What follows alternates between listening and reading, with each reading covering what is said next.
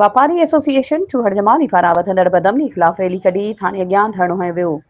वापारी एसोसिएशन चूहड़ जमाली पारां सदर मोहम्मद सिद्दीक मेमण, हाजी मोहम्मद अमीन मेमण, हाफ़िज़ फज़लुल्लाह फयाज़, नुशाद कटाई, फ़कीर इकबाल मेमण, जवाद जमील कुंभार, नियाज़ मेमण, विजय कुमार, शकील खत्री ऐं ॿियनि जी अॻवाणीअ में चूहड़ जमाली ऐं आसपास जे इलाइक़नि में वधंदड़ बदमनीअ ख़िलाफ़ चूहड़ जमाली प्रेस क्लब खां हिकु वॾी एहतिजाजी रैली कढी चूहड़ जमाली थाणे आॾो धरणो हंयो वियो।